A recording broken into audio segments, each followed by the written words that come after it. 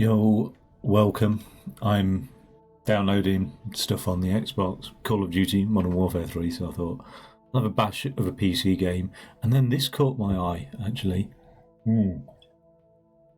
Shenzhen I. Now, I presume, well, it is named after the district in China, the big sort of producer and exporter of electronic goods. I've always fancied visiting Shenzhen. As the years go by, less and less opportunity, I suppose, but this might be the closest I've ever come to Shenzhen. I've got little expectations of this. What I do know of this game is that it's just like a nerd game, basically. It's going to maybe involve a bit of programming and electronics and things like that. I played a similar game, which I can't remember what it was called, but it was, I've recorded that game as well, where you're just sort of messing around with this like operating system or controller or something. A bit weird, but yeah, so maybe this is up my alley type thing. There is this reference manual that I've got here. Don't have to see that reference manual the whole time, so let's just stick this down here so I can oh, it's got a bit weird. There we go. Oh, it's gone even weirder. There we go. And off to the side. Okay, so that's a PDF. I mean, you know, this is definitely a nerd game when you've got a PDF manual, you know what I mean? And it actually says to print it out, and it's like, it's really specific as well. Get a 3-ring binder, such as this one, and 5-part tab dividers. I've got a 4-ring binder and a 4-ring hole punch, so I was like, fuck it, I'll have a go. But then I just thought, you know what, save the trees and all that. And actually, it's much easier to, like, for recording the gameplay, it's a lot easier for like streaming the game on, you know, when you've got the PDF manual type thing as well. Let's have a look then. We'll flit around with it a little bit. Application notes. Yeah, so these are the things that you print out in the tabs, and this is even like, this is so sad. They've actually done it for like Avery, a big producer of like things you can print, you know, like everything from CD labels. I don't know why I have them use them for vinyl labels, so he's obviously found the fault. I mean, it's just so sad. Proper geeky. I don't know what this reference card is. Basic instructions and arithmetic instructions. It looks quite handy actually. So like, you know, this is a real nerdy game when you're using like the snipping tool. Do you know what I mean? But hell, let's go for it. Let's get a copy of that reference card as a JPEG. You can't see me doing that, but I am doing that. And I'm just going to call that reference card as well. Sorry, my keyboard's going to be quite loud actually because I've moved my microphone down near the keyboard, so you're going to hear me thumping away at keys. Maybe I can. I don't think even a mat would help with that. It's just, it is what it is. I'm not going to downgrade it. It's not mechanical or anything. It's just noisy. Right. So, well, let's actually, just before we go into all of that stuff in that PDF, let's just see what there is. There's this concept mail thing. So welcome, dear new employee. Thank you for joining Shenzhen Longteng Electronics Company Limited. We aim to become the world-leading company in the electronics industry and a respected brand with products in homes, offices, and public spaces across the world. Longteng Electronics was founded on the following principles: diligence, both diligence in your work and diligence in your life. Connections, salubriousness, wow. An unhealthy mind creates an inefficient design. An unhealthy body builds a defective product.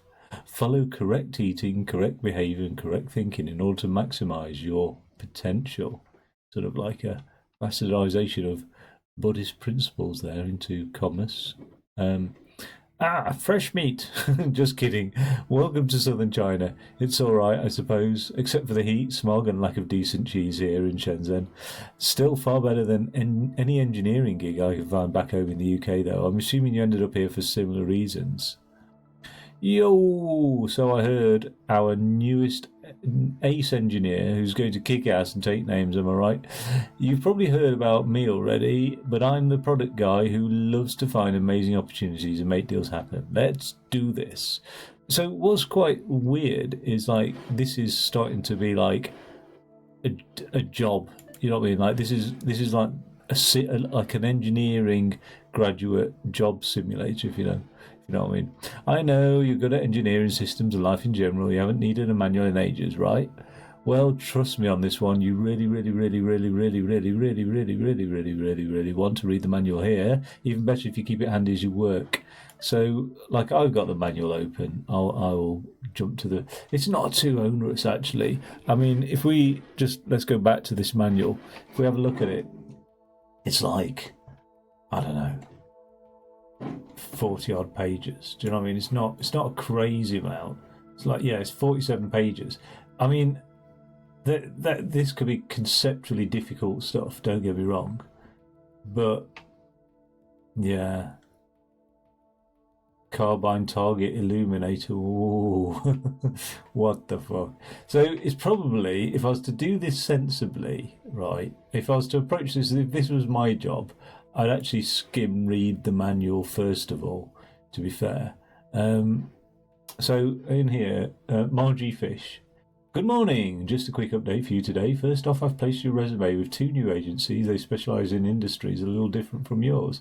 Actually, I did apply for a job, and like when I went for interview, I made myself my own application pack. So the CV I sent, like a question, you know what I mean? I built it all in there, and I then produced it as a PDF and printed it out.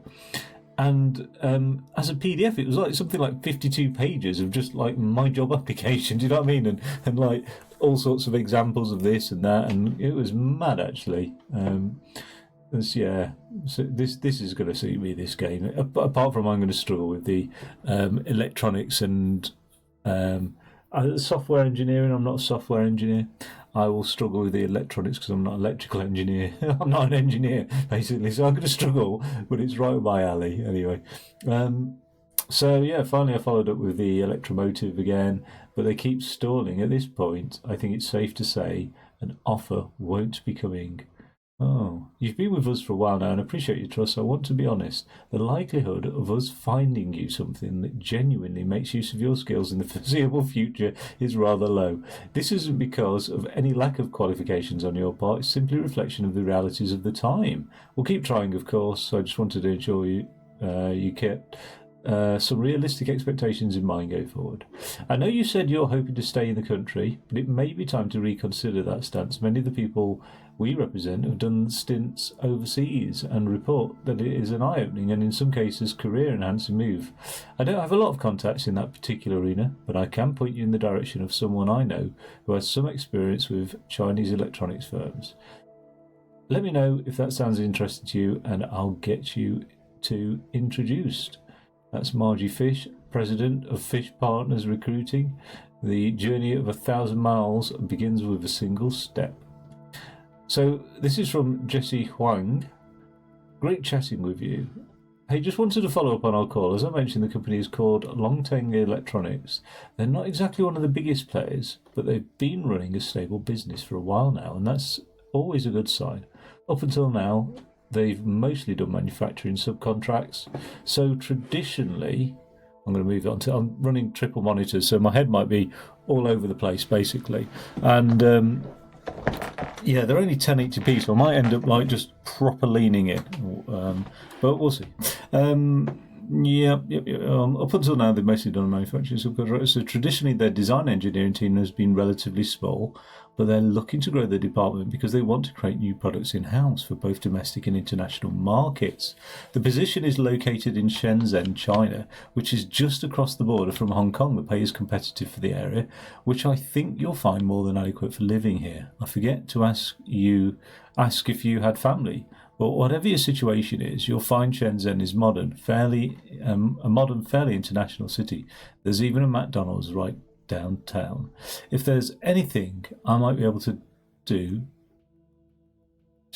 help, I might be able to help you feel more comfortable about the idea of relocating. Let me know. I have a passing error when it comes to language sometimes. I just, if it's not syntactically correct, I'll just spit out a syntax error and freeze. I have helped many engineers. That is such a nerdy joke, isn't it? I've helped many engineers like yourself find opportunities in China, and I am pretty familiar with the ins and outs. I'd love, if I went to Shenzhen, I would love to walk around one of those markets, indoor markets that are selling everything from capacitors to like autonomous robots. Do you know what I mean? Oh, I love that. Application, fill this out. Okay. I don't know what sort of PDF. I can insert text, can I? Okay. Cool. Let's do it. Let's just add something in there anyway. Install your premium features. What? Have I not got premium features already? I have to upgrade it, do I? Oh, what? We're installing your upgrade. I'll tell you what, this Adobe Cloud thing is just... Oh, right, I don't want it now. I've changed my mind. Let's get rid of that. Right, so there is a bit of a, like a thing to fill out. Questionnaire type thing. Have you read and understood all the shit? Yes, I have. Oh, I can sign. It's just, is it writing in, what font is it writing in? Oi. It seems to be not writing. Okay, it's not a PDF that's like designed as a form. Replace this page with the application notes section divider. Okay, right. Application note 268, two interfaces, limitless possibilities. There are two types of pins on the MC quadruple X microcontrollers, Simple I/O and XBus. Note that they are not interoperable and can only be connected to another pin of the same type. Okay, so Simple I/O input output, by the way. I mean, look, I'm saying that I don't know shit, and I know that bit. Do you know what I mean? I know input output, and I do have Google to hand. So I'm going to assume that if anybody does watch this, they will know less than me. That's probably like a fairly healthy assumption, I suppose. I don't know. So I will, forgive me if I patronise, but it's better to like sort of go over the top in explaining things. It helps me understand it better if I explain it out loud. But also, I wouldn't want a barrier for somebody to, if they start to enjoy this and they're just stuck on nomenclature and abbreviations and things. So input output values are continuous signals from 0 to 100 inclusive. Simple I/O pins are unmarked. Simple I/O is used for applications such as connecting a microcontroller to a simple input such as a button, switch or microphone, or a simple output such as an LED, speaker or a motor. So in very simple terms, you can think of most processing as an input, some sort of transformation, and then an output. So everything's like that. Like, you read a book, the information of the book's the input, you transform it in your mind, you make something of it, and then you go out and it affects your life, depending on what type of book you've read. XBus, okay, so this is the other type of pin. XBus values are discrete data packets from -1,000 to 1,000, basically exclusive. XBus pins are marked with a yellow dot. XBus is commonly used to transmit data between two microcontrollers or a microcontroller and a complex input-output, such as a keypad or numeric display. So I suppose, I might get this definition horribly wrong, but a computer is a general purpose calculator. It's programmable. It can pretty much do anything you want it to do. It can't solve everything, as Turing proved, but it can pretty much solve most tasks if you program it correctly. A microcontroller is a very specific, so it's not general purpose, but it can have some computational power. It's generally very specific. So you find microcontrollers in cars, Well, you also find computers in cars, but you'll find them in industry as well. So this is what this whole thing is looking like. It's looking like, you know, an engineer working in industry. So simple I/O input output versus X bus behavior. So simple I/O pins can be read or written at any time with no regard to the state of the connected devices. Okay. X-bus, however, is a synchronized protocol. Data over X-bus pins is only transferred when there is both a reader attempting to read and a writer attempting to write. If a read or write is attempted without a corresponding operation on a connected device, the operation will block. So I suppose that's another concept I'm familiar with, synchronized. So if something's synchronous, it sort of has to occur in events. So if we're on a football team, say, and I am operating in a synchronized mode, whatever you do will depend on, like, whatever I do next depends on your action. So I might pass the ball and then I stop. I can't do anything until you pass the ball back to me. So I'm just going to a waiting mode. If I was playing asynchronously, what it means is I could pass the ball to you and carry on running, so I can carry on doing something, because what I do next doesn't depend on what you've done. I will run no matter what, type thing. It's a really crap analogy, but it sort of works anyway. I'm not going to continue reading the manual. I'm just going to jump in and have a look at this email here. So that means I have to, and I might forget this occasionally, just get rid of that on the screen. This product, so it's security camera in brackets fake, which strangely enough I did once buy a fake security camera in about 2006 maybe from Shenzhen. This product is an imitation mock security camera. It has two blinking lights. The first light blinks in a regular pattern. The second light is an internet light, so it should be blinking in a more random, intermittent pattern to resemble data upload. As you will notice, the design is partially complete already. The previous engineer quit before finishing the assignment.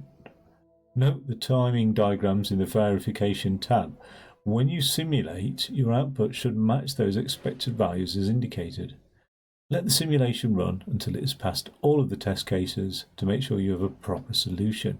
I'm absolutely certain you'll do better than that last person. So my objective, create a working design for this product. Open in Concept CAD. CAD is computer aided design, so if you come across that term. Create a working design for the product to view histograms and leaderboards. Oh, for this product to view histograms and leaderboards.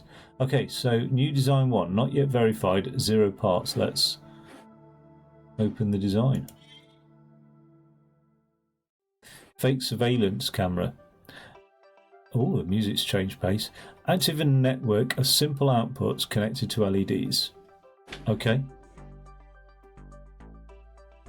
Control the active and network outputs with fixed repeating signals as indicated in the verification tab. So the active output should just be a simple pulse, okay? So it's pulsing between 0 and 100. It's a digital all or nothing event.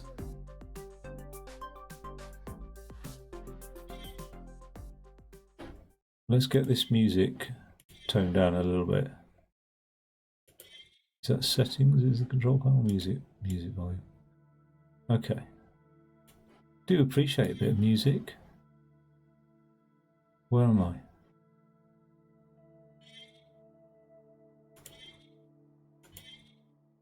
Okay, so don't. All right, that's the verification tab. That's the information tab. To show wires. Okay. What happens if I just simulate now? Okay, so that active one is let's just reset and simulate again. Right, so there's this thing here, MOV0, P0, SLP6, MOV100, P0. Why is this so hard? It says there as well. MOV0 is the first line of code there. What I don't get though is, it says here in information, active and network are simple outputs connected to LEDs. Oh, okay, so I don't think that's the controller then for active and network. So you know that X0 there, that probably wants to connect to a network or something, maybe. This is quite an unusual thing. Is there a time length as well?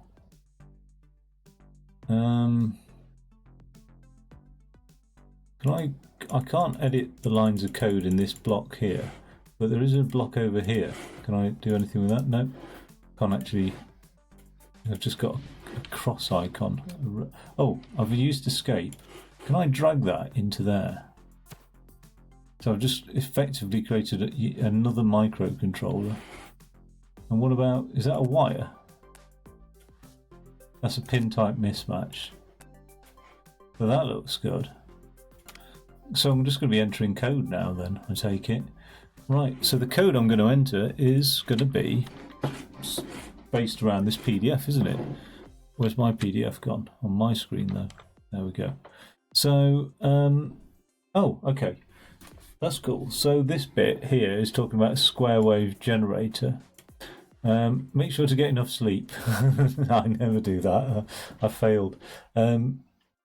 So CPUs are typically much faster than the signals they are reading and writing. A CPU can execute a very large number of instructions within one time unit. To advance to the beginning of the next time unit, a CPU can go to sleep. To put a CPU to sleep, use the slup function. Right, which is actually in there as well. So it has got a slup function. I can see that in there. So we can make use of that as well. In fact, do I need... I probably don't need this entire thing. Let's just try and move it somewhere meaningful. It's not meaningful, is it? That's meaningful-ish.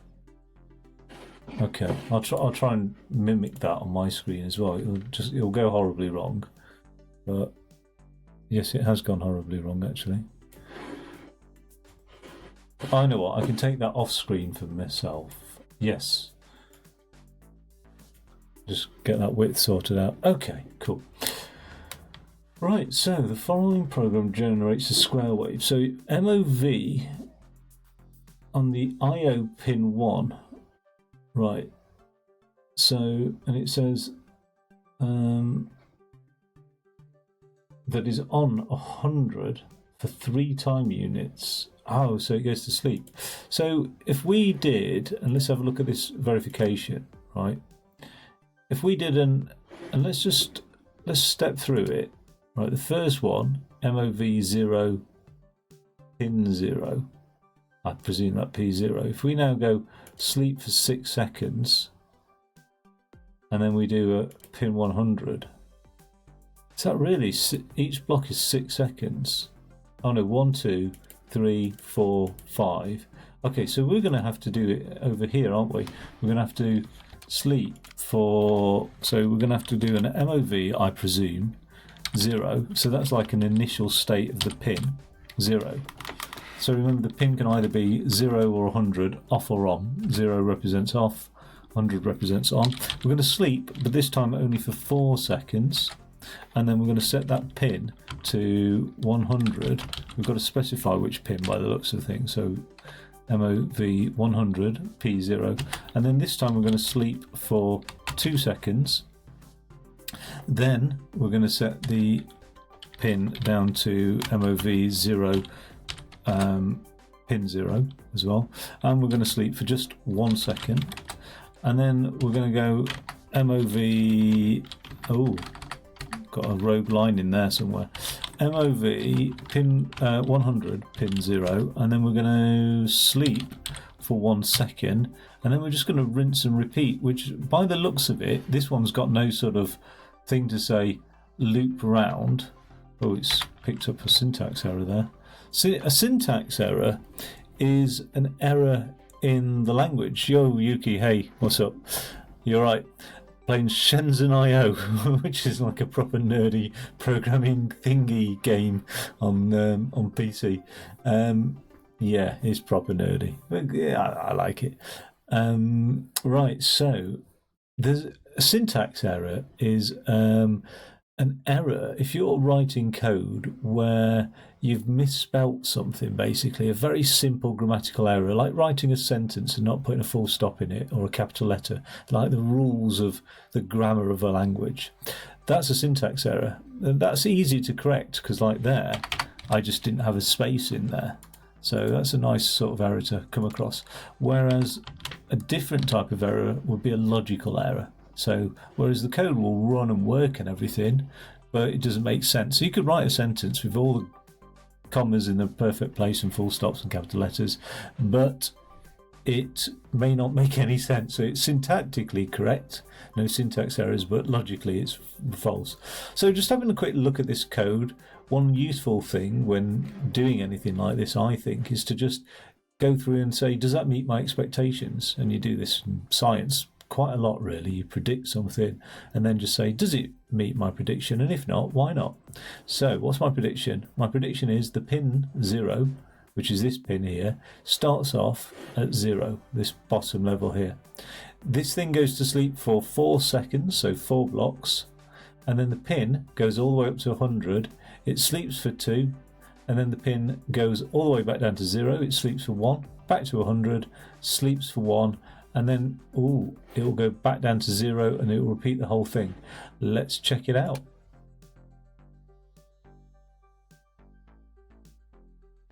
You've successfully completed one test run. Let the simulation continue running to complete the verification process. Okay, so if we return to the email now, that's done. Thanks for your prompt work on the blinking lights. Looks okay. Nice. I'm absolutely certain you'll do better than that. Oh, that was the previous one. So if I go into CAD now, you can see what other people have done, I think it was saying. Maybe not. Production cost, 6 yen. Power usage, 60 watts. What's that like? If it's a 12-volt camera, that's like 5 amps. Isn't that's quite a lot of power usage? It can't be 60 milliwatts maybe. And then lines of code, 12. The best is 12 as well, so the fewer lines of code, the better. Example circuit still on the screen. Oh yeah, cheers. No, that's the instruction manual actually. That's yeah, you have to sort of this is like how nerdy this whole thing is. But thanks for reminding me. Actually, I knew I'd keep forgetting about that. This is actually 47 pages of how to play the bloody game. It's just crazy. It's like that's more work than in the game that I've done than in real life for a long time. It's mad. Reference design touch activated light controller. I suppose that's the one that's coming up, or is that? Oh yeah. Okay, so that yeah, I see what you mean. The example circuit. Okay, so that's probably going to be useful for the next thing. So let's just get rid of that anyway, and then I'll bring it back up. Thanks for spotting that. Okay, so where are we at? Let's what's that thing there? Oh, that's a new thing. We'll go back here. Right, so on with the job. So this one, replacement factory module. Our factory floor has some examples of older equipment that require control signals to be amplified. We had a device to adjust signals for this type of machine, but recently it was broken, smashed, sabotaged. This is an appropriate project to teach you about inputs. So, smashed? Hang on a sec, what happened? Is everyone okay? No need to worry. G. To create a working design for this product. Oh god. And then we get to enjoy a game. Let's do the boring one first, the factory module, then we do the game. Okay, so control in is a simple input connected to factory equipment. That's this thing here then. Control out is a simple output connecting to other factory equipment. The signal from control in should be multiplied by 2 and copied to control out. Okay, so Let's put our microcontroller in there. Now what's X0? Oh no, controlling's a simple pin, so we can connect that to pin 0. And then we can output on pin 1. And then we can have a whole block of code doing exactly what it's asked. Which should be interesting. But it says the signal from control-in should be multiplied by 2. What does that mean? The amplitude? So that means that the signal will have to be less than 50 because the maximum value we can output is 100 and it does seem to be less than 50. Okay, it really pays off being a nerd sometimes. So we need a way now, and this is going to be back to the manual, of being able to read pins, basically. That'll be interesting.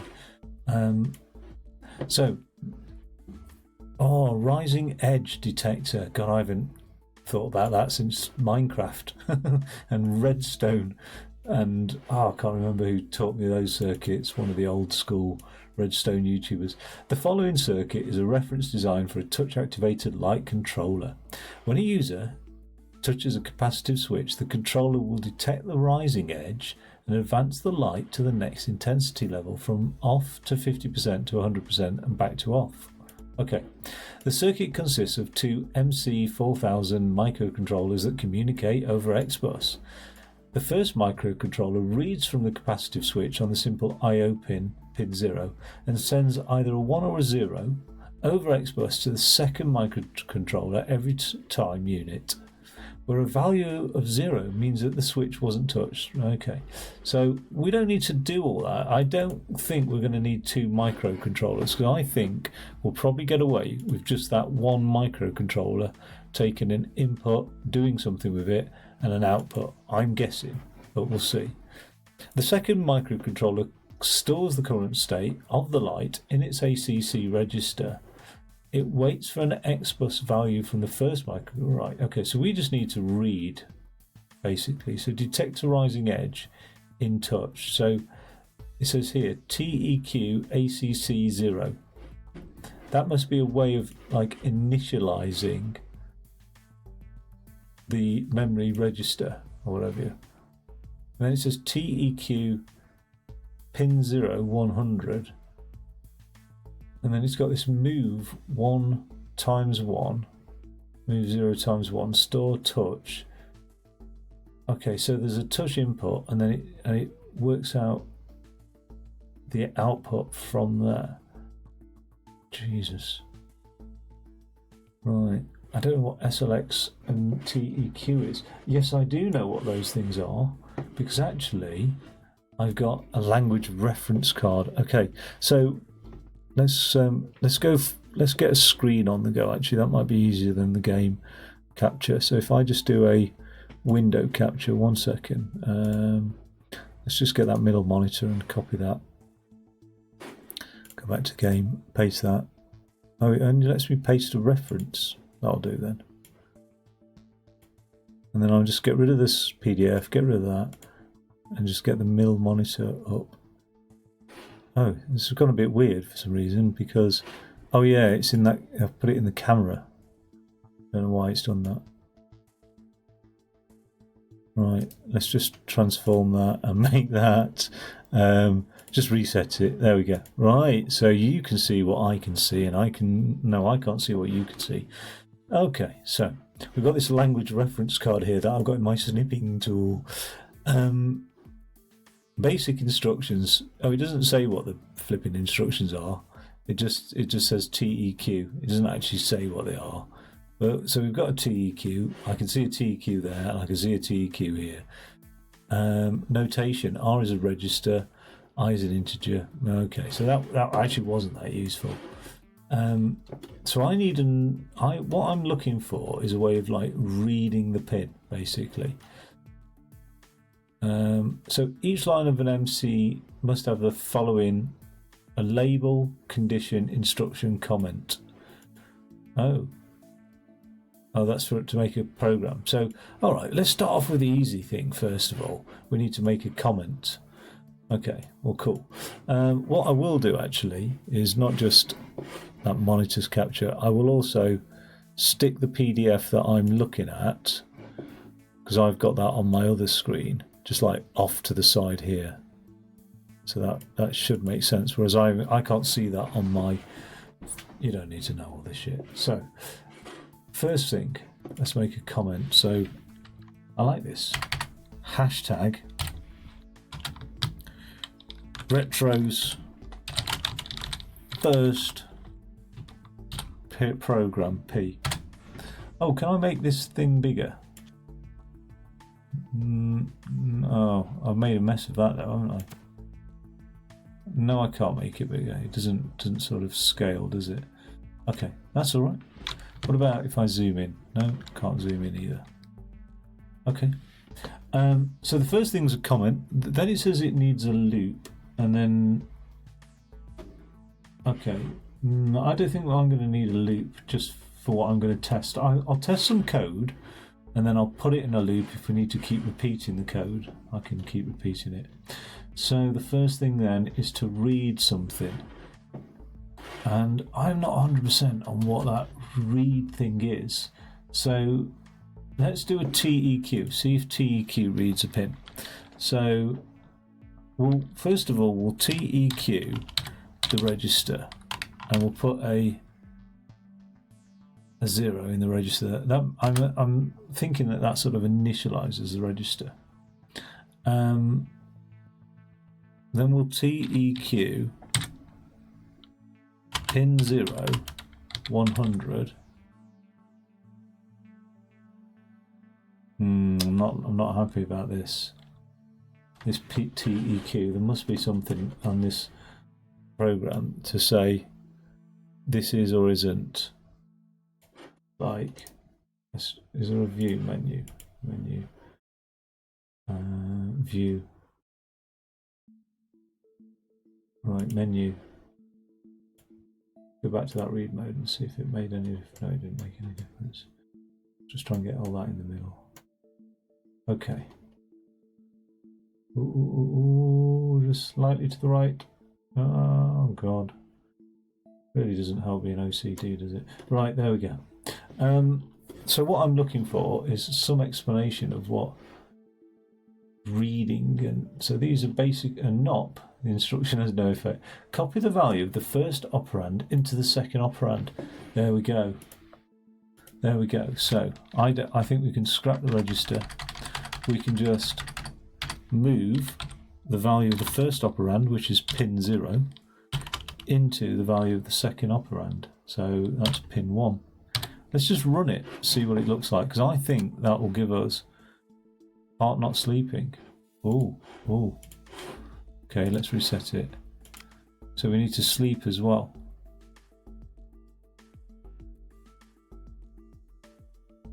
Oh, this is we can't just like, we could actually hard code the output, but that's not what it's looking for. Heart not sleeping. That's an unusual thing.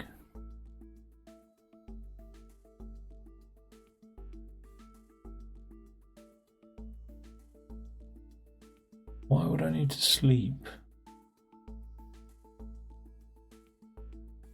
What does it say again? It says heart not sleeping. I know. We just sleep for 1. Let's try that. Okay, cool. The only thing it hasn't done is double the values. Now what I don't know is, can I get that value, because we're supposed to be doubling it, and double it on the fly? Well, over here on this arithmetic instruction, you can multiply the value of the first operand by the value of the ACC register and store the result in the ACC register. Okay. So we're going to have to make use of the register then, I think. Because I don't think... Yeah, let's do that then. So let's get the value of pin 0 and move that into the ACC, right? Then let's multiply, so MUL, and then it's multiply the value of the first operand by the value of the ACC register. So let's multiply by 2, and then it stores it in the ACC register.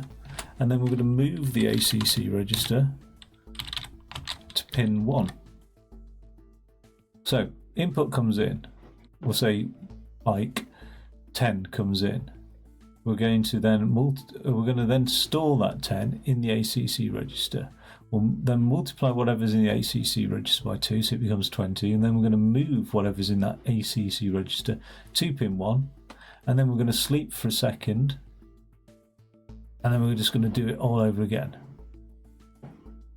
When it sleeps for a second and it's got these 3, I think what it'll do is it'll sleep for a second, do the calculation, and then just quickly, so that'll be effectively continuous, but we'll see.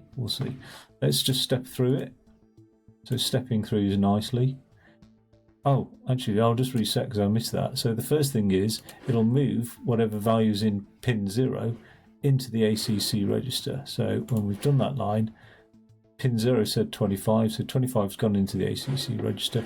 It should now multiply it by 2, so let's step that. It's become 50. And then we're going to move that value to pin 1. So pin 1 becomes 50, and then we're going to sleep for a second, and let's just simulate it, and it seems to be, wow, okay. So when I started off saying I'm not an engineer, well, I'm not an engineer, but I am a nerd. Do you know what I mean? So done it. Okay, Yuki, you've got the benefit of being live audience, if you like. Any questions on that at all? I did at the very beginning of the stream go through some basic concepts. It can be a bit confusing, but it's programming, if you like. The part of when you're learning programming is you learn a new language, if you like, but you got nothing. No, you got no questions, or you didn't understand any of it. I'm not sure. If you got no questions, cool.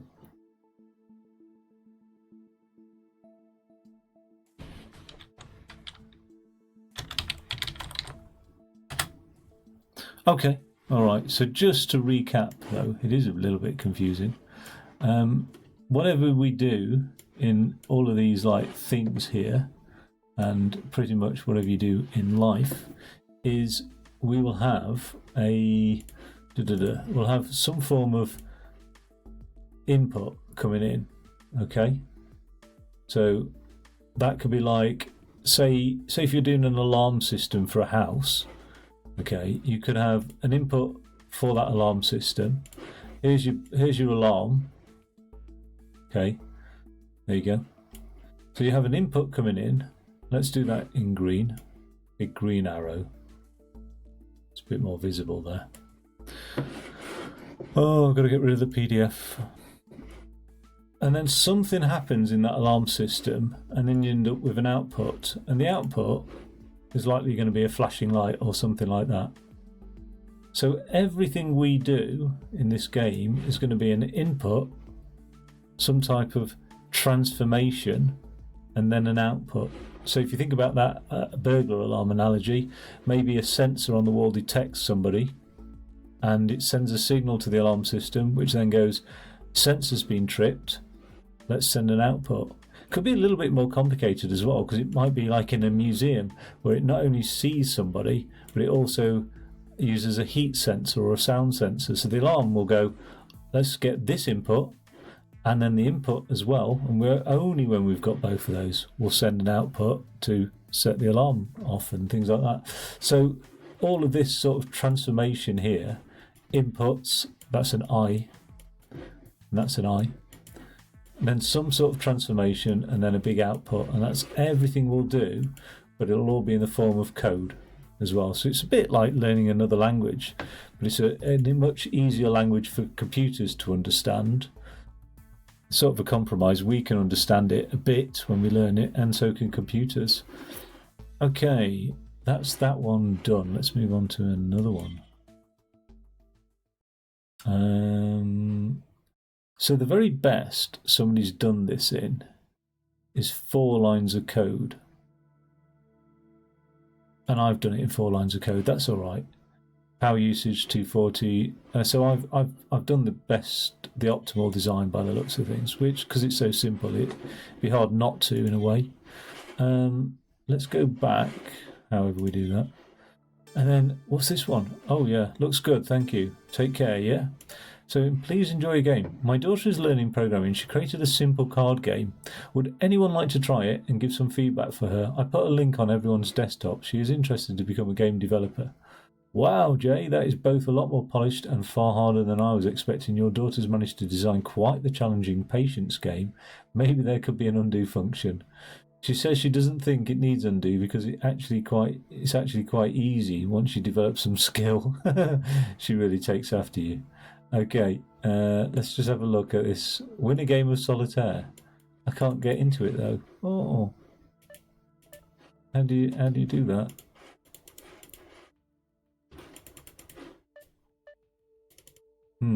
Don't know.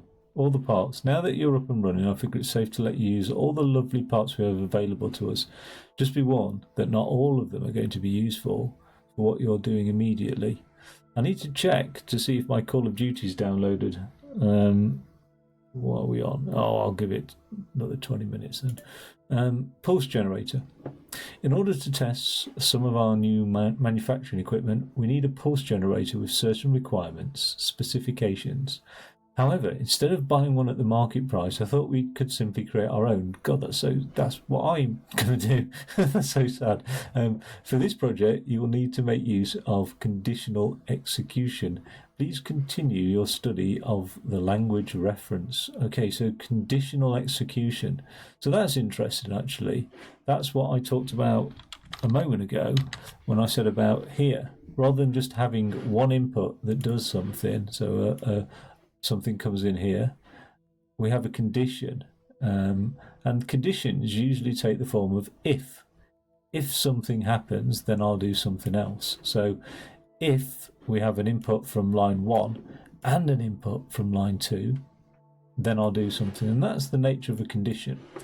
So let's have a look at this then. Open design.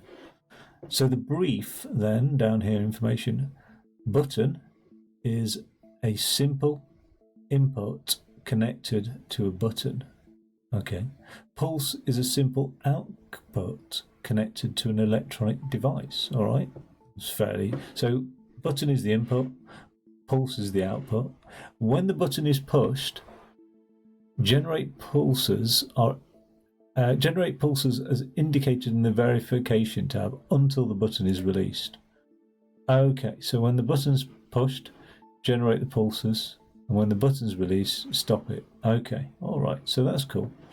So we're going to need a microcontroller. They've given us access to the MC6000, which seems a bit intense. Oh, how do I get rid of that? Just drop it out there. Okay. So a button's quite simple. It's an on or off state, so we're going to make use of pin 0 for the button. There we go, because pin 0 can deal with just on and off. It can't deal with anything more complex than that. So if we were to run it now, we can see the buttons being pressed, some inputs coming in. We need to do something with that. Right, we need to send a pulse out. To send a pulse, we know how to do this. We can move 100 to pin 1, which is where our pulse is going to go. So let's also drag pin 1 to the pulse there. But a pulse is not just that, because it also will sleep for a second. So we'll get 100 high on the output here, then and we'll continue that for 1 second while it's sleeping, and then we will do 0 low on pin 1, and then we'll sleep for a second as well. And that's we're going to repeat that, so we're going to keep doing that. We're going to keep going high, sleep for a second, low, sleep for a second, high, sleep for a second. So in order to do that, we need to somehow do a loop. Let's just run this anyway and just have a look, because it should just loop through that nicely. Okay, if we pause that, it does seem to be looping through it. In red is where it's mismatching the diagram, but we have generated a pulse loop. But there's no condition here, it's always pulsing between 0 and 100, it's always flipping it on and off. So what we need to do now is put a condition in, and we're going to have to go back to the manual in order to do that. So let's have a look here. conditions.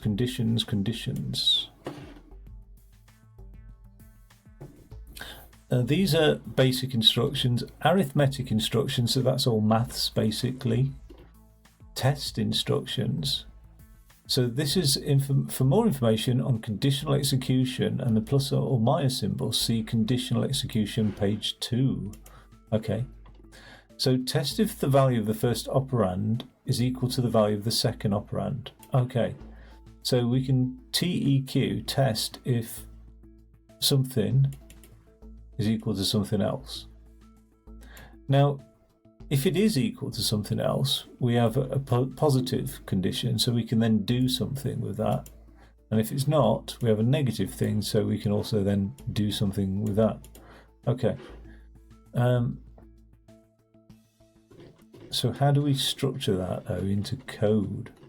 Now it said something like, it said go to page 2. Well, page 2 is that. Yes. That's not quite right, is it? Maybe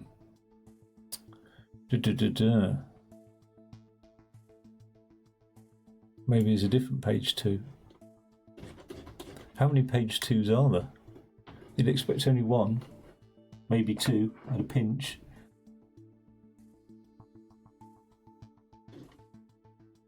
Test instructions, right.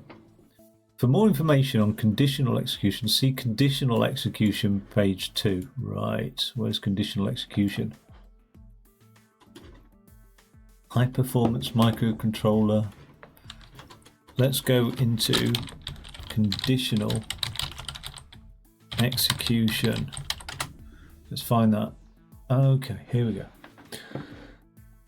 So, prefixing an instruction with a plus or minus symbol will cause that instruction to be enabled or disabled by test instructions. When an instruction is disabled by a test instruction, it will be skipped and will not consume power. Instructions with no prefix are disabled and always execute normally.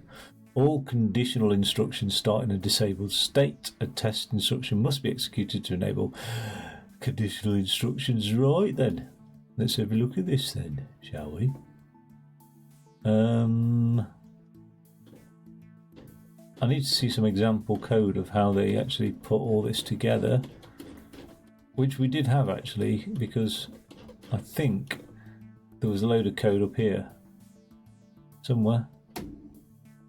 Yeah, TEQ ACC10. Right. So let's get all of this code, and hopefully if we hit the enter key we can shift it down one. Let's now do a TEQ, so we're going to test whether or not pin 0 is equal to, what's the input from pin 0? Oh, value of 100 equal to 100. If it is, and this is what the plus sign is for, then we're going to send this pulse. Okay. Now, I seem to have got something right there, except when we send that pulse, I'm a bit delayed on sending it for some reason. So I don't know why. Because it's setting it to 100 for pin 1 and then it's sleeping for a second. So let's step through it anyway. That's a nice way of testing things and seeing what the bugs are. So the first step is the first line of code. It's going to test if pin 0 is equal to 100. It's not, so it's not going to execute those 4 lines of code. So the condition is that pin 0 is 100, i.e. it's on, the button is being pressed. That's the condition. So TEQ means test, pin 0 is got a value of 100. In real language that means test that the button has been pressed. It hasn't been pressed, so we're just going to do the next step. That's why. Because that line of code there is being executed when it shouldn't be. So what can we do about that? We need to somehow group all this code together. And how do we do that? How do we group code together? I think we need to... No. I think we need to go and have a look back at the old instruction manual. Do a test. Do that, do that, do that. Oh, there's an end. I didn't see that end. So let's do that end.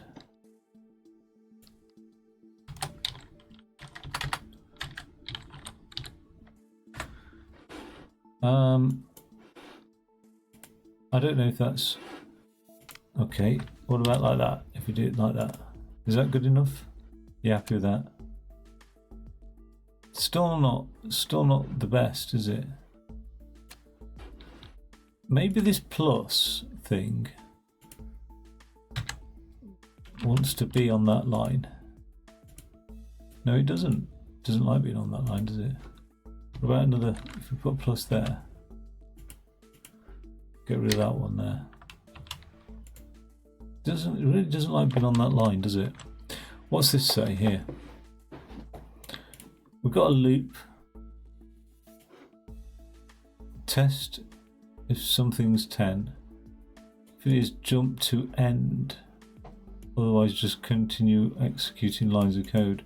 Oh, so maybe you can only fit one thing in that plus, like one line. It can't be several lines of code. So I think end is a label, actually. Okay, so let's try that then. Let's create a label, not called end, but we'll call it pulse, maybe. Right, so like a separate block of code that we can call from our existing block of code. In fact, we'll just put that separate block of code down here. Call that pulse. Yeah, I know it's already defined.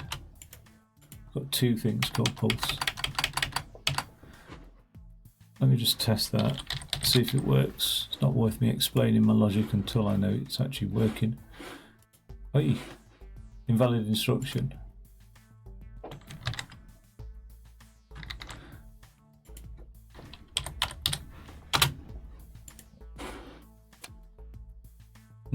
Still not blooming working.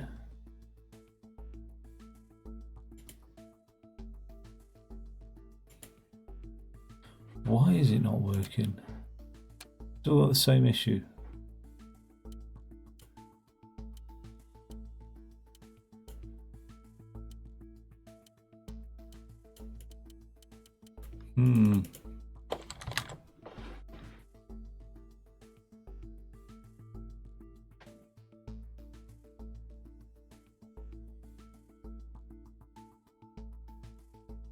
Let's try it another way around. Okay. It seems to be executing these lines of code no matter what. Unless it's the pulse one. No, it'll execute all of those lines of code no matter what. So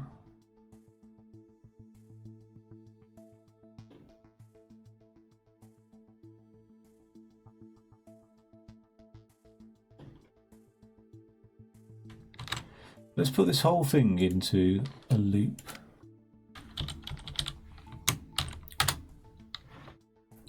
Right, if the test is negative, then I'm just going to say jump back to loop.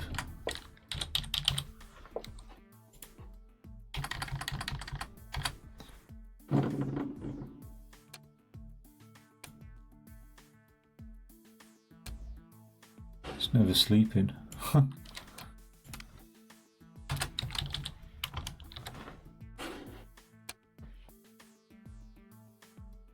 Oh my god. Right. Oh dear, a bit of trial and error here. Right, where are we at? I've created, this is a label, and I'm saying this whole block of code is in the label loop. Test if the button's been pressed, and then wait a second. Now if the test result is 0, oh okay, I know what then. I know what.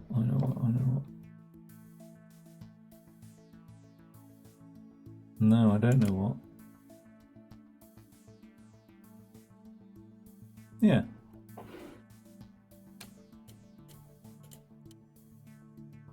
Sleep a second. Jump back to the loop. Now we're going to test if its button's been pressed. It hasn't, so sleep a second, jump back to the beginning of the loop. Test if it's been pressed. It has been pressed. Oh, then I've got sleep a second. That's the problem.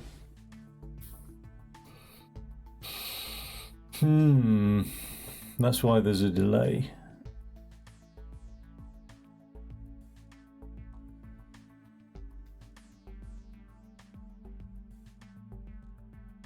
I need to know how to do multiple lines of code.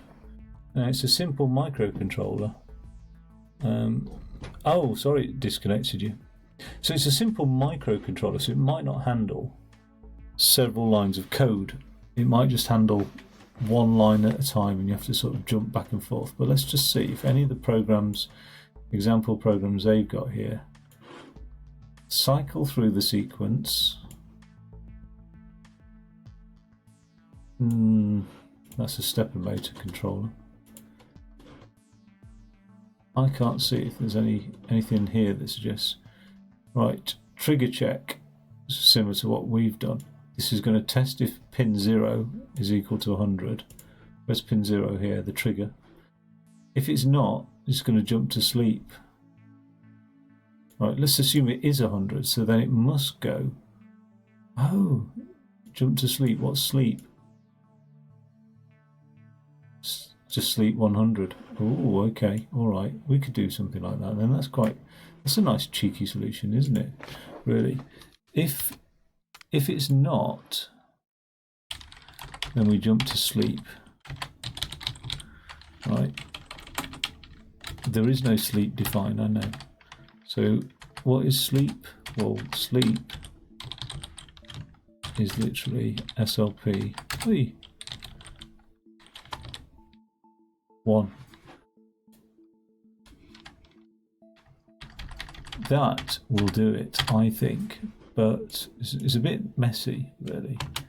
I don't know if syntactically that's correct. It's very messy. Oh, it hasn't done it still.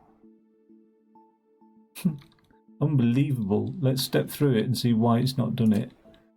Okay, we're testing pin 0. It has got a value of 100. The step across. Sorry, it hasn't got a value of 100, so we're going to jump to sleep. What does sleep has us do? It has us wait a second. Cool. We'll keep doing that, so we're all right with that. We know what happens when it fails the test, when the button's not been pressed. Because this occasion we sleep 1. There we go.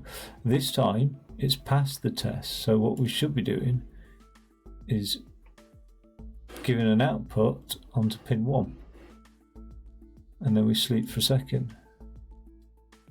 But it hasn't slept for a second. It's done an output, but it didn't sleep. Oh yeah, that slept. Now we're putting pin 1 back down to 0, and then we're sleeping for a second. Oh, it's always executing that sleep line of code there. That's the trouble. So how do I... Oh, I know what. I can just get rid of that sleep, because that final sleep step is common to everything. No matter what happens, it's always going to sleep, so that'll do it. It's a bit. I'm not happy with that. A, because I got to there through trial and error, not just like logical thinking. Well, it was logical thinking, but ultimately it was trial and error. Now, let's have a look at the best case has been 3 yen, and I'm match that. Power usage 164 and 164, and lines of code 6 and 6.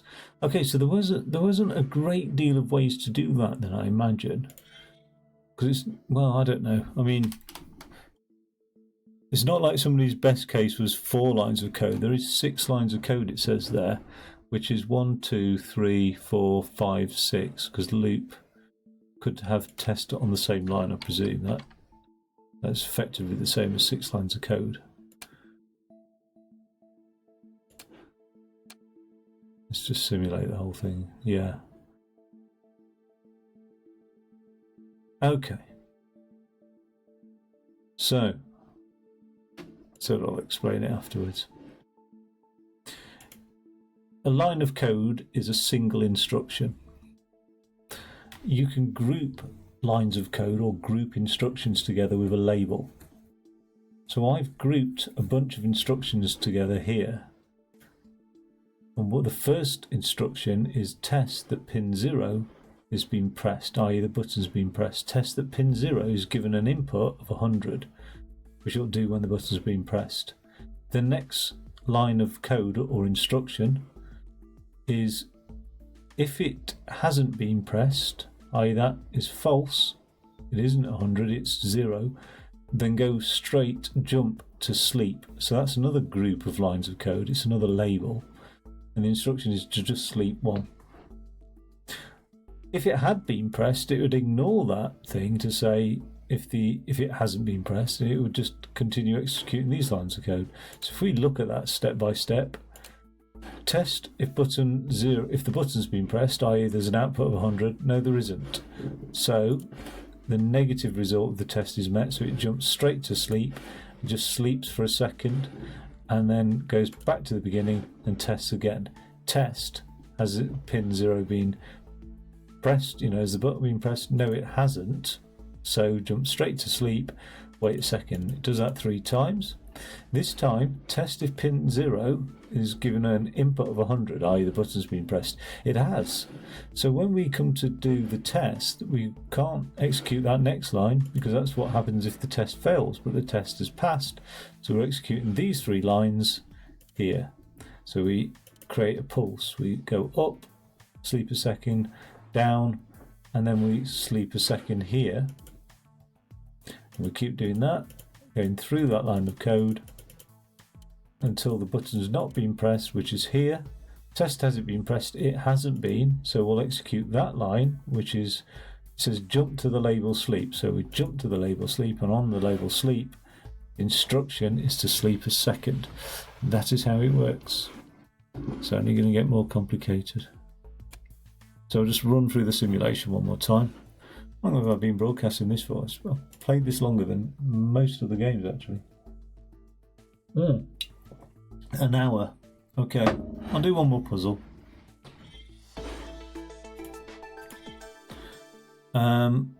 Take an orbital selfie. Trip start at just...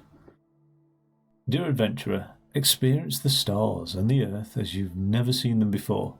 Enjoy the surprise and delight of true weightlessness, and of course take pictures of yourself that nobody will soon forget. Did you know that there has never been a better time to take a trip into low Earth orbit? I completely agree. Demand is skyrocketing. That's fun. Pun. And prices are cheaper than ever. Now is the time to get on this trend. So low Earth orbit is like, what, 80,000, 90,000 feet? Sort of do an arc that simulates no gravity for about 2 to 3 minutes. Be pretty cool. It's not that cheap. It'll be well out of most people's budgets in reality. Not crazy out, but yeah. This is another little project. And the product is the animated esports sign. It's a bit weird. Why has it got an email from Space Adventures? Oh, maybe it will be going in space. I'd love to. Light up signs. Okay, it begins. I got us an incredible deal with a major esports personality, the Solid Steel Gamer. Her team's contracted with us to make light-up signs that actually animate for her fans. As long as we can keep the cost down, they're going to want tons of these to stand out at matches. Looks simple, just a few states. So create a working design for this product. Okay, let's have a look. What's the brief? Click 0 and click 1 are simple outputs connected to display segments corresponding to a clicking animation. Okay. Drink 0, drink 1 and drink 2 are simple outputs connected to display segments corresponding to a drinking animation. Control the display segments with fixed repeating signals as indicated in the verification tab. Oh. Alright, that's not too bad then. We've just got simple pulse generators, and then we've got some drink output thing as well. Now, what I could do is I could have this one to control this, click 0. And let's just have a look what that will look like. So click 0. We want pin 0, this pin here, to be up and then down and then up and then down. Well, we know what that looks like because we've got an MOV. Then we want the value, so let's set it to high, 100. And then what pin are we affecting? We're talking about pin 0. So set the pin 0 to on. Then we're going to sleep for a second. And then we're going to set it to back down to 0. So MOV, back down to 0, and we're talking about pin 0. And then the all-important sleep for a second. If we run this now, it'll work nicely because all it's doing is going up and down, up and down, up and down. And we could do the same thing again for pin 1. I don't know if I can copy and paste this. It'd be nice if I could, but I don't think I can. So I could do the same thing again for pin 1. Or there's something else I could do, which would save a bit on code and the microcontrollers. You see, pin 1 is always in the opposite state to whatever pin 0 is. So what I could do is alternate them. I could have a value entering the register, say it's 100, and then set pin 1 to whatever that value is, change it, set pin 0 to whatever that value is, sleep for a second. So let's do that without me overcomplicating it by my explanation, or just go ahead and do it. Don't want that. So we're going to move a value into the register to begin with, which is 100, and we're going to put 100 into the ACC, so that's the memory. We're going to then set pin 0 to whatever the ACC is. So move pin 0. Oh, we probably don't need to use the ACC actually. I'm talking rubbish. We could just move 100 into pin 0. Move 0 into pin 1. So we're going to have to control this one, but with pin 1 there. Pin 1. Sleep for a second. And then do the opposites. Move 0 into pin 0. And move 100 into pin 1. And then sleep for a second. Ooh. So let's have a look what that looks like. Cool. So I didn't actually need to make use of the register. I was going to do something fancy with saying we'll set pin 1 to whatever the register value is multiplied by, how do I get from 100 to 1? If it's greater than something, set it to this. If it's less than something, I think this is probably going to be actually the simplest set of code, lines of code. We'll just set them to values opposite to each other. Now we've got to deal with the drinks one, and that's a little bit more complicated. We could do the same thing again, up and down, up and down. And I do like that, except there's something a bit more interesting maybe we could do with the three of them to utilise all three lines of code. I think I'm going to go for a bigger microcontroller because we've got to deal with three outputs here. We've got to deal with a 0, a pin 1, and then a pin 2 as well. But this microcontroller here doesn't have that. So we're going to struggle with that, aren't we? I don't want to use 3 microcontrollers. I could do, that would get it working, but I don't think it's going to be very efficient to do that. Oh, excuse me.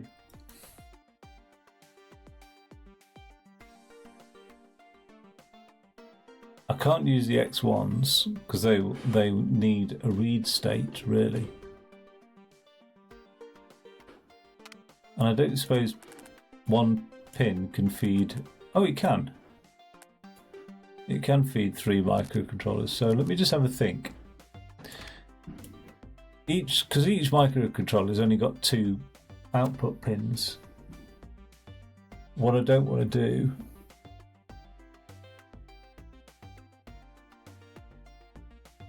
Oh, excuse me.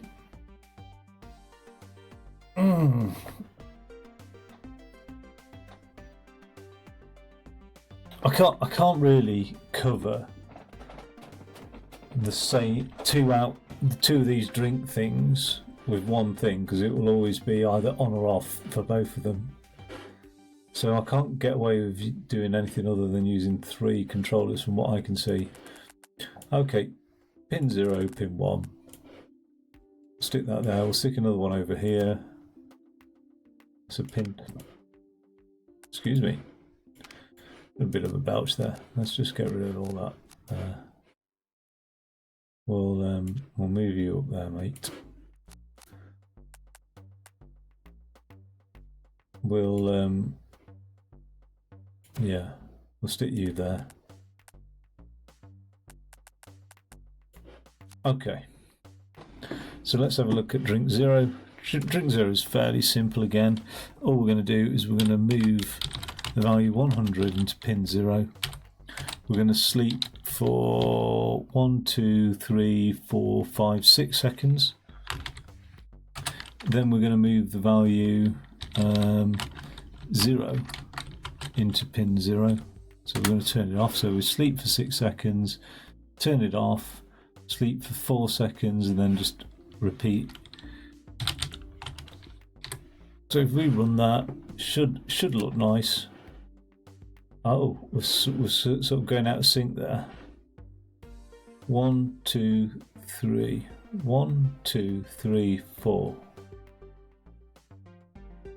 We've gone out of sync there. Oh, I put sleep 5, that's why. I thought there was a serious error then. That's just a typo. Okay, so we've covered the first 2, the simple outputs and the drink 0. Do the same for drink these ones. So we can just say move 0 to pin whatever it was, pin 0. And then we're going to wait 1, 2, 3, 4, 5, 6. So move 0 to pin 0, sleep 6, move 100 to pin 0, sleep 1, sleep 1. Then we're going to move 0 to pin 0, sleep 2,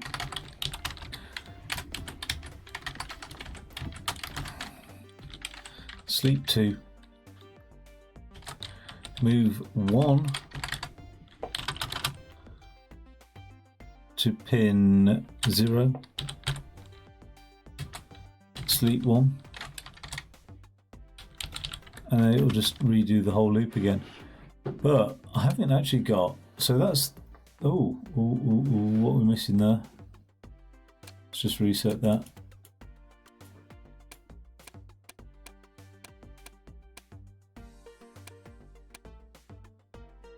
That's interesting.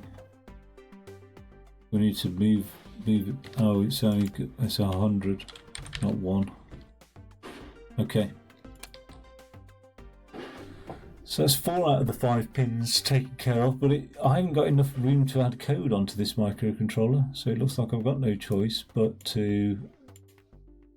I know what, that's alright. What I can do here is just quickly, while I'm sleeping 2, I'm going to set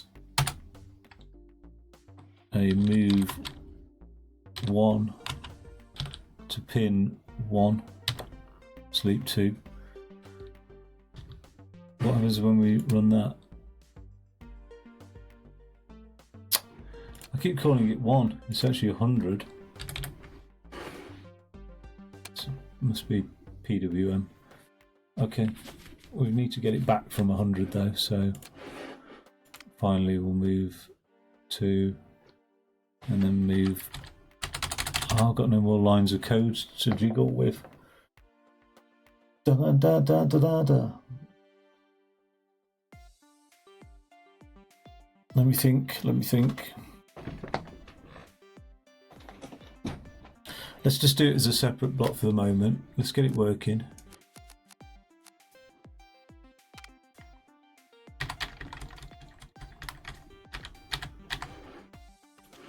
This is going to be an expensive project. Move 0 to pin 0. Sleep for 7, is it? I think it was about that. Move 100 into pin 0. Sleep for 1. No, sleep for 2. Move 0 into pin 0. Sleep for 7. Oh well.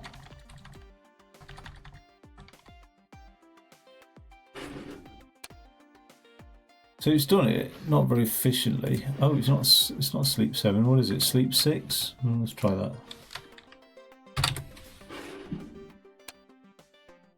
It's not even sleep 6. It is sleep 7.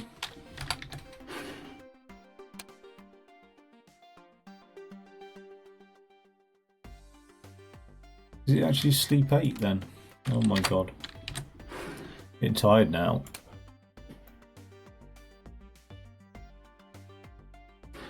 Okay, it's initially sleep 7.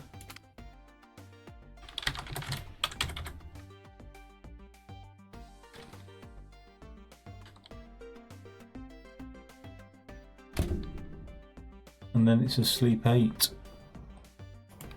So I'm going to have to stick that into a loop.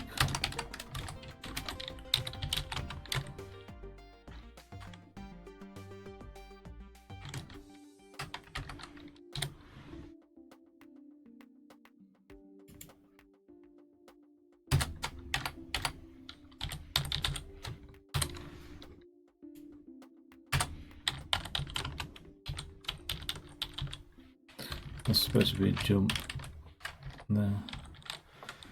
Right. Stupid thing.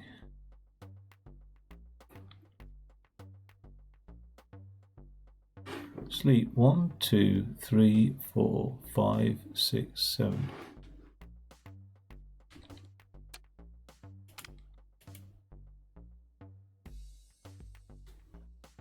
Oh, if we're sleeping 7 initially, then we've got to move 100 into there. In 0. Sleep 2. Move 0 into that. Sleep 8.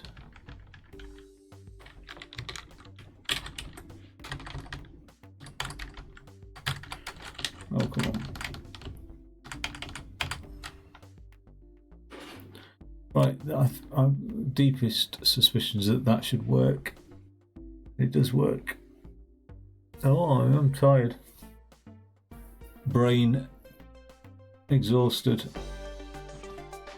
Okay, but I don't think my power usage is 210. It's cost me 12 yen to produce that, and I've used 24 lines of code.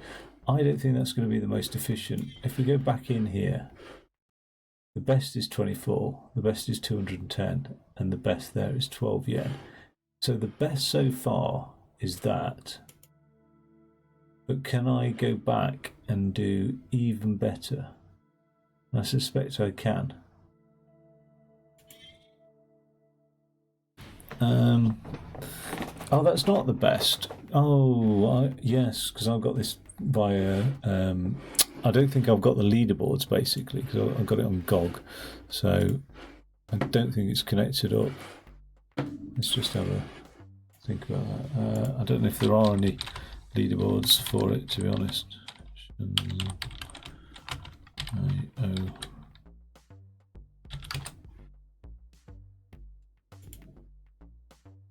Well, I don't see why there aren't leaderboards, in fairness, but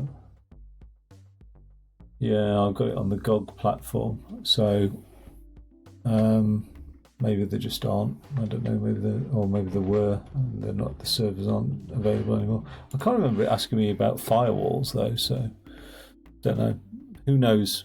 Right. I think I can reduce this and just make it a little bit more efficient, but I don't know where. Where can I make it more efficient? Is there a mathematical operator that I can use to say whatever step number we're on, like if we're on number 7, 7's a prime, you know what I mean? So no, there isn't really. Although there is a repeating loop here. So everything is braced in this loop. Everything's either... Yeah. What we've got is this commonality of 1, 2, 3, 4, 5, 6. So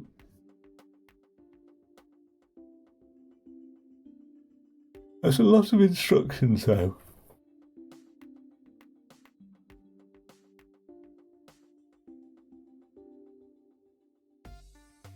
If I could have one microcontroller that was like, when it comes to these three, I'd have to read from the X input.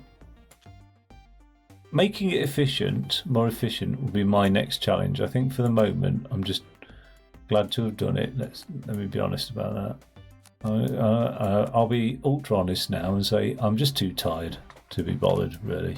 Like, that's not good. But yeah, let's just get that just a little bit neater. I'm not tired enough to neaten things up, though. I can happily do that. There we go. Yeah, god damn it, I ought to really have done that, you know. I just wish I wasn't so tired, and then I could have done it properly. That's even neater, isn't it, now? Love it, love it. Don't need much brain power to make that neat at all. What can I do with that one there to make that just that little bit neater? I think the only thing I can do is just to stick it there. And then we've got that going in there. And going in there. That's the best I can do. Right. Let's just simulate that so it saves it. Yeah. Oh god. Call of Duty Modern Warfare 3 beckons me now. Let's go and show these teenagers how you play FPS games. It's been a while for me, actually, a little bit rusty and tired, so it'll be interesting. So yeah, there's Shenzhen I, pretty cool. I've had this downloaded for quite some time, actually. I think, well, I've had it in my library for a while, so it's nice to finally get round to it. It's pretty cool that it's like got this manual and stuff. I really like that. I think that's superb for a game. There's a few games like that, you know. Keep Talking, Nobody Explodes has got a game manual. Something I got on the Xbox about defusing a bomb. That's another defusing bomb game with manual and stuff. And I can't remember what the other game is that's similar that I played like this. But yeah, it's all right. It gets the brain thinking, and I can't just play mindless games the entire time. I do need to stretch my brain occasionally. All right, well, take it easy, and I'll be back on the Xbox hopefully if COD's downloaded. See you in a bit.